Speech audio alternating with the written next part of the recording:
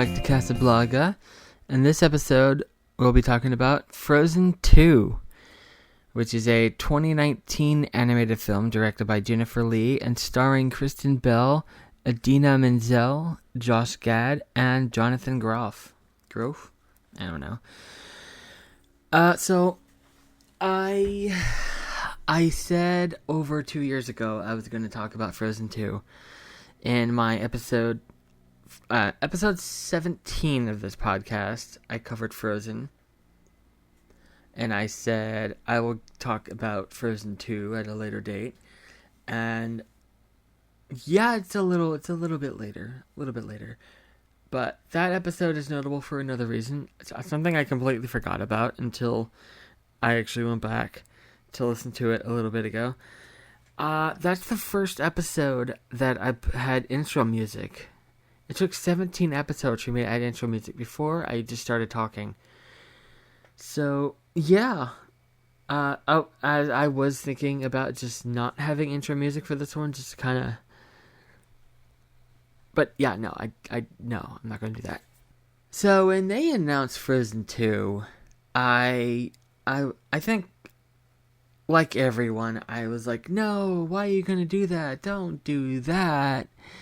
And yeah, I was surprised when they revealed that first teaser trailer. I was impressed, and because I thought they were just gonna make it, goofy. The first one, it was a kids movie, obviously, and I thought, oh, the second one's going to be like even more kiddie, and it was not going to be very good. I would go as far as to say the second one is a little too mature sometimes. Like, it covers, well, two major characters die in this movie. I mean, granted, they come back, but still, they address that, and Anna goes through it in this. Like, I've seen this. I saw it in theaters, and I've seen it like 3 times since it came out, and then I saw it again for this episode.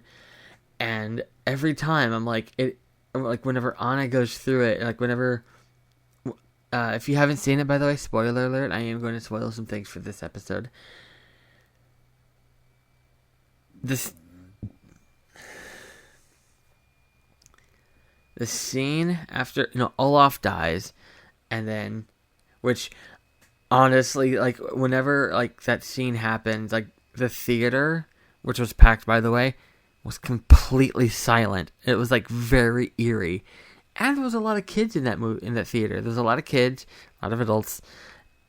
There's a lot of people generally, and that scene where he dies, and then his snowflakes go away, and they float off, and they make a pile, and then it cuts to Anna, just like sitting there, like clearly like devastated. She's going through it. Like the whole theater was just completely silent. It was very eerie, kind of haunting too. And they put her through a lot, but she comes through it. And yeah, I'm getting way ahead. I'm like 3 minutes in, and I'm already like, hey, in the end of the movie they do this. It starts off feeling like a cheap sequel. Like the first time I saw it, and it just kind of, I don't know how to describe it. I've seen somebody describing it, and I was like, I agree with this. The way it starts isn't the best. Like whenever it shows like Anna and Olaf like on the picnic blanket, and they're like talking about the next adventure, or getting older, or I forgot what they were talking about. But I was like, this just feels like a sequel, but like not in a good way. And I forgot how they worded it, but I agreed with them. I'm like, that's exactly how I felt. But I did love the movie. The that voice that's calling out to Elsa. There's something I didn't notice about it until earlier this year. I did a TikTok about it.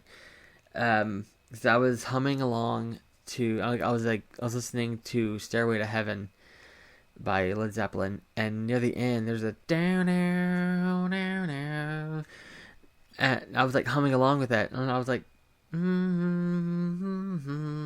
it's like, wait a second, where have I heard this before? I mean, other than this song. And then it suddenly occurred to me that Frozen 2, that's the voice that calls out to her. It's like, ah, and then that's Stairway to Heaven. And I did a TikTok about that, and there's people that are like, wow, I never caught that before. And I'm like, yeah, I did it, caught it. But I'm sure other people caught it too. I'm not some like musical genius. I'm the only one ever to spot this. And I'm sure it was intentional. Maybe? I don't know. I'm sure it wasn't intentional now that I think about it. Led Zeppelin has a habit of going after people who hears their music. So, probably not. It's like, oh, it's a coincidence.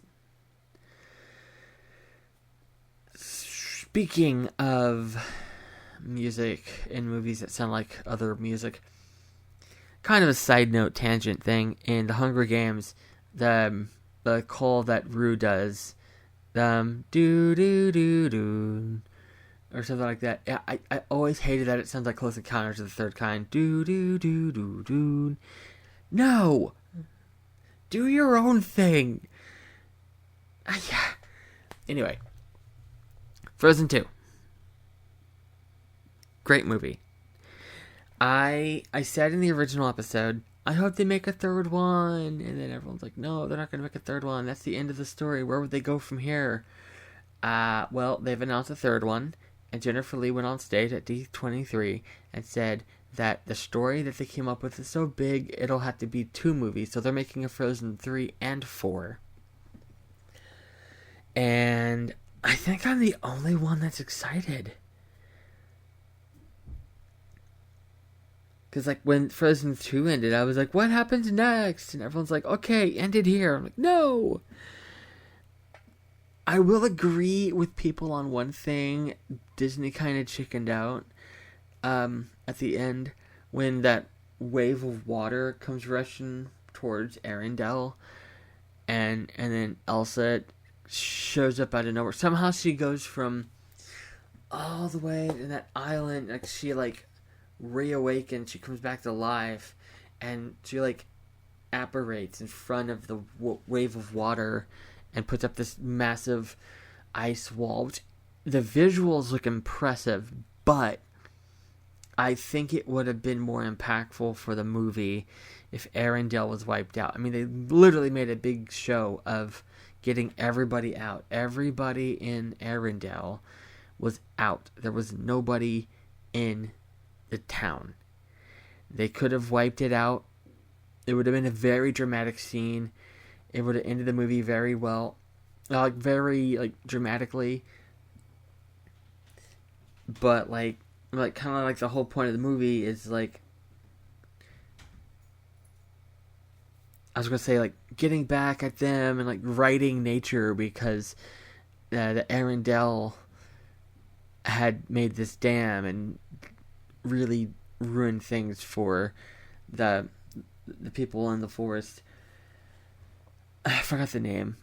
Nostalgia? No, I don't know. That might not be right. That might be something else entirely.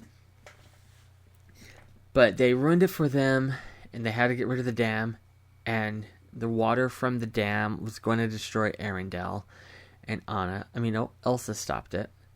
But I honestly think it would have been better from a story perspective if Arendelle was wiped out. I mean, the film was going for dramatic. It was a dramatic film. It was kind of a dark film, honestly, for a kids movie, considering how lighthearted the first one was. The second one was kind of dark. And that Arendelle being wiped out, honestly, would have fit into that theme.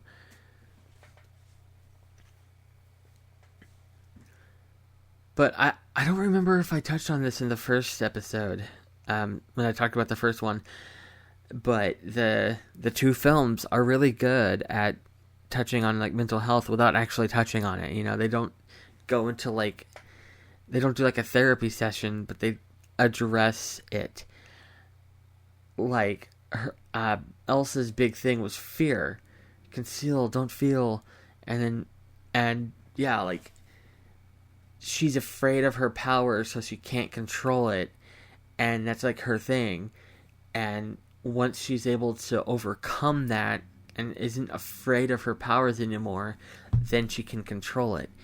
And that was like a big emphasis of the first one, and I thought that was really impressive. And with this one, like the first time you see her, like she's like staring out the balcony. That's when she first hears the voice, and then that famous song, "Into the Unknown." There's like that line, like, "Nope, I don't. I could hear you, but I won't. I've already done my adventure. I'm afraid of what I'm risking if I follow you into the unknown. Like I'm safe here. I'm comfortable. I don't want to go anywhere. I don't want to do anything." And yeah, I think that's a really good thing. Like kind of like it's a good message for the kids, because like if she had just stuck with that, she's comfortable where she is. She doesn't want to get out of the castle. She doesn't want to. She's had her adventure. She doesn't want anything new. If she had stayed there, then that would have been the end of the story. And if you've seen the movie, you would know that her story had another direction. She has another calling, literally. And I think that's really good. It makes me really curious and kind of excited to see where they take the third film and why it's so big. It takes 2 films to make 3 and 4. But it's so exciting. And I remember after it came out, a friend of mine asked me, like, "No, how was it?" And I lied to her without lying to her. I said, "Elsa dies and Olaf dies." And she goes, "What?" And I said, "Yeah, the film ends with Anna being coronated as the queen." And she was like, "That's messed up. That's dark." And then she watched it, and she got mad at me. She's like, "Olaf didn't die." I was like, "Yeah, they did." And then Anna became the queen at the end, and yeah, they died, but they came back. There's that whole scene where Olaf dies, and that only happens because Elsa dies. Like when she's encased in ice, she's not just like asleep. The whole reason that he like disintegrated and became snow again is because she dies. And I think I saw like it. I think I read like a Reddit AMA or something from like one of the writers saying that like that's what that meant. It was like she dies, and then she like is reborn or like reborn, I guess. I don't remember the wording. It was a long time ago. As like she's like a new form. It's not like the Elsa that we know. It's just like the same Elsa, but not the same Elsa. She's like the next stage of her Pokemon evolution or whatever. I don't know. That's not what they said, obviously, but like it's kind of the same thing. Like, had she not followed the voice into the unknown, I can't sing. She would not have done that. And I'm excited for the third one. I love how they take these movies and they have like with this one they could have made it goofy. Like the big focus of the first one, like marketing wise, the kids, they love Olaf and he's goofy, and they could have like just put everything into that, make it more goofy. And in a way it was, because there's that scene where he basically summarized the first movie and everything they'd done up to that point, and that was goofy, but it was fun. It was Olaf. I mean, it wasn't to the point that it was like, okay, this is so cringy, I have to stop watching. And I'm glad they did include stuff like that, because if it was this all dark, mature, serious, then it's like, is this really for kids, or are they just aiming this at the adults? So they put, they put these serious stuff in there to, take the story seriously and have like an actually legit good story. But then they put the silly stuff in there for the kids, because like at the end of the day, it is a kids movie. But one last thing I want to say, when they did the first movie, Let It Go was, the song, and they were like, oh, they can't top Let It Go. Honestly, I think Into the Unknown is way better. Oh, wait, hang on. Speaking of that, I said one more thing. Then I said Let It Go, and I remembered something else. There is a legit lesson I heard from this movie that, like, there are teaching. And you know the scene when she's, like, in that ice cavern thing, and there's, like, water has memory, and she's, like, seeing flashes of her life through the ice. And there's like a moment where her singing Let It Go appears and she cringes. And there's like a lesson I saw, and there was like, that just shows that like even Elsa, that's like her biggest moment from the first movie. She's like, it's like super famous. She cringes. It's okay to cringe at your past. It doesn't mean like, you're a bad person. You've grown. You've changed. That's not who she is anymore. And she sees that from her past, and she cringes. Because at the time, it was like, oh, this is, like whatever. I forgot the exact wordings, but I was like, yes, that's actually pretty cool. I hadn't thought of that. I will say, though, and I'm pretty sure that after the third and fourth one come out, I will cover them. Probably like 6 years after they come out, give or take. I don't know. Maybe. I don't know. And cut.